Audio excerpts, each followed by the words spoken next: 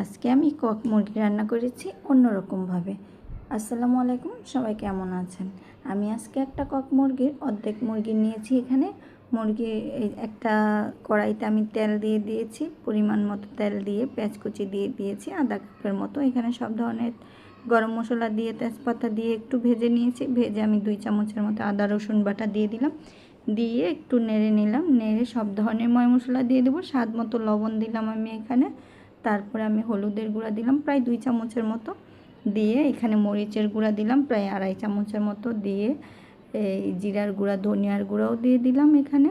দিয়ে এটাকে ভালো করে একটু পানি দিয়ে মশলাটা কষিয়ে নিতে হবে আমার।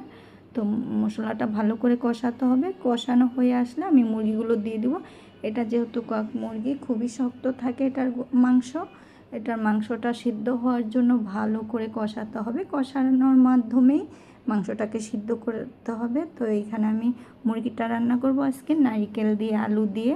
তো আমি মুরগিটাকে ভালো করে কষিয়ে নিচ্ছি, একটু পরপর নেড়ে দিচ্ছি আর ঢাকনা দিয়ে ঢেকে দিচ্ছি। আর ঢাকনা উঠিয়ে ভালো করে নেড়ে দিলাম। নেড়ে দিয়ে আরও একটু পানি দিব, গরম পানি দিয়ে এই পানির মধ্যে আমি এটাকে সিদ্ধ করে নিব। তো এই যে আমার প্রায় মুরগিটা সিদ্ধ হয়ে এসেছে।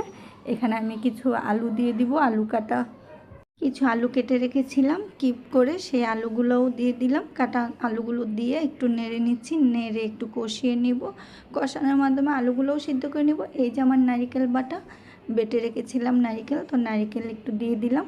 নারকেল দিয়ে কিন্তু মাংস রান্না করলে খুবই মজার হয়, খেতেও দারুণ লাগে। তো গ্রাম অঞ্চলে বেশিরভাগ মানুষ লতি দিয়ে মাংস দিয়ে নারকেল দিয়ে রান্না করে। তো আমি এখানে একটু গরম পানি দিয়ে দিলাম প্রায় 2 কাপের মতো, দিয়ে মাংসটা সিদ্ধ হওয়ার জন্য আরও কিছুক্ষণ রেখে দিলাম। তো মাংসটা এই পানির মধ্যে সিদ্ধ হয়ে আসবে, আলুটাও সিদ্ধ হয়ে যাবে। তো নামানোর আগে আমি একটু গরম মশলার গুঁড়া, একটু ভাজা জিরার গুঁড়ো দিয়ে দিলাম। দিয়ে ভালো করে একটু নেড়ে চেড়ে আমার এই যে মুরগির মাংসটা রান্না হয়ে গিয়েছে। আমার ভিডিওটা ভালো লাগলে লাইক কমেন্ট শেয়ার করে দেবেন। সবাই ভালো থাকবেন। আল্লাহ হাফেজ।